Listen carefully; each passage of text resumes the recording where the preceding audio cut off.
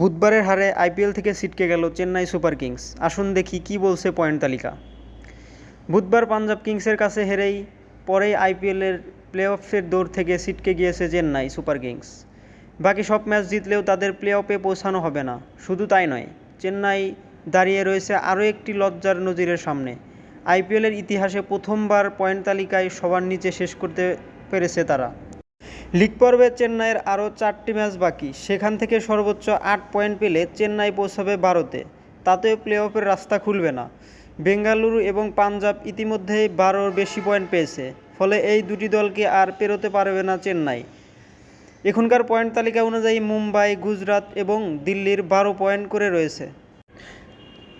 দিল্লি বনাম গুজরাটের ম্যাচ বাকি, যে দলই জিতুক তবে 12 বেশি পয়েন্ট পৌঁছে যাবে তারা। তাছাড়া মুম্বাইয়ের সঙ্গে দিল্লি এবং গুজরাটের খেলা বাকি, ফলে এই দুটি ম্যাচ থেকে যারাই পয়েন্ট পাক আরও একটি দল 12-র বেশি পয়েন্ট পৌঁছাবে। ফলে প্রথম 4-এ ঢোকার আশা একবারে নেই চেন্নাইয়ের। তারা সর্বোচ্চ 5ম স্থানে শেষ করতে পারে। তবে চেন্নাই যেভাবে খেলছে সে আশা খুবই কম। আইপিএলের সফলতম দল তারা। যুগ্মভাবে সবচেয়ে বেশি ট্রফি জেতার পাশাপাশি সবচেয়ে বেশিবার প্লে-অফে উঠেছে এই দল।